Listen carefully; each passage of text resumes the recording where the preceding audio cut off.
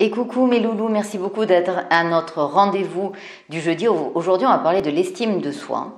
Et auparavant, je voudrais te féliciter parce que si tu regardes cette vidéo aujourd'hui, c'est que en fait, tu fais partie de ces personnes qui ont envie d'évoluer, de grandir et de t'améliorer. Et c'est le meilleur cadeau que tu t'offres que de vouloir apprendre et de regarder cette vidéo. Donc, merci beaucoup d'être là et tu peux être fier de toi. C'est le meilleur cadeau en fait pour augmenter ton estime et aujourd'hui ce que je voudrais c'est faire la différence entre la confiance en soi et l'estime de soi. Si tu n'as pas vu la vidéo précédente, clique sur le lien ci-dessous que je mettrai sur la confiance en soi. La confiance en soi, c'est le fait de ressentir qu'on a les capacités pour transcender les choses de la vie, pour aller faire des choses qui sont importantes pour nous. Et comme je l'ai indiqué dans une des vidéos précédentes sur la programmation neurolinguistique, plus tu fais des choses, plus tu vas obtenir des choses.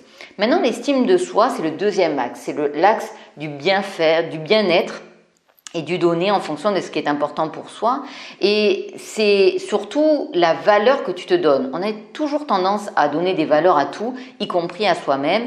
Et donc, plus tu augmentes ton estime de toi, plus tu vas être dans du bien-être. Évidemment, l'estime est directement reliée à la confiance et ça va être un cercle vertueux. D'accord ?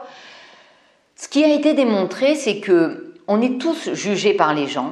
Et en fait, si on est jugé par ses parents, par ses collègues, par ses amis, par son conjoint, le jugement le plus important, c'est le jugement qu'on va se donner à soi-même. Et donc, pour être heureux, c'est vraiment important d'avoir un jugement interne et de se donner beaucoup d'amour.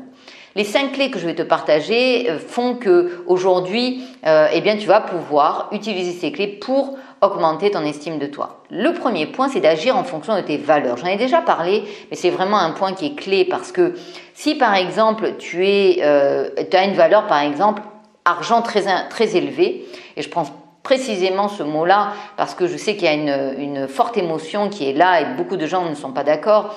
Donc si par exemple l'argent c'est vraiment important pour toi et que tu es entouré de personnes qui considèrent que l'argent c'est pas bien, eh bien, en fait, si tu te subordonnes en fait aux gens qui sont à côté de toi, eh ben en fait, tu vas considérer inconsciemment que tes pensées sont moins importantes que les pensées des autres, et donc du coup, ton estime elle va forcément chuter. Au contraire, si tu affirmes que l'argent c'est bien et que tu agis en tant que tel, eh bien, ton estime va augmenter et tu vas en plus attirer des personnes qui vont te convenir beaucoup mieux.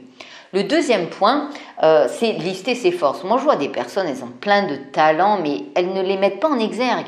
Il va falloir que tu listes en fait. Peut-être que tu es curieux, déterminé, que tu as de la patience. Je ne sais pas qu'est-ce que tu as, mais liste en fait ces forces. Tu vas voir ton estime, elle va augmenter. Le troisième point, c'est de transformer ses faiblesses en avantages. On a tous des faiblesses, mais ce qui est très intéressant, c'est que toutes ces faiblesses, elles ont également en fait des avantages. En fait, je te dirais même l'inverse, c'est que toutes tes forces ont aussi des désavantages, d'accord ?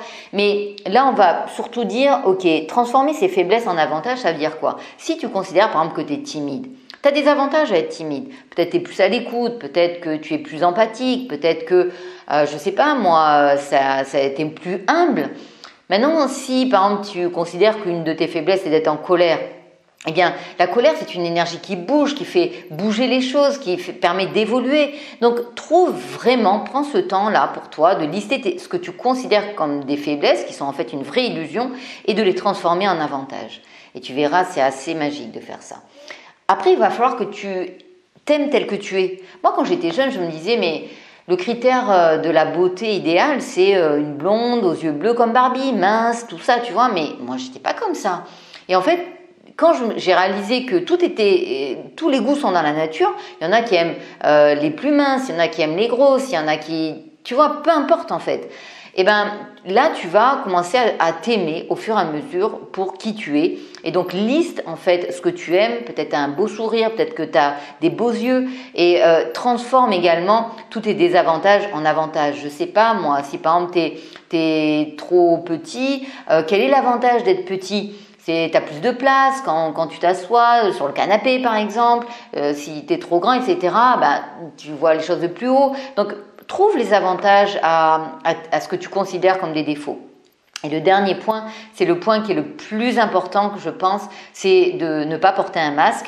Parce que quand tu portes un masque et que tu te montres pas tel que tu es, eh bien, les gens qui t'entourent, tu vas toujours te demander est-ce qu'ils t'aiment pour le masque ou pour qui tu es.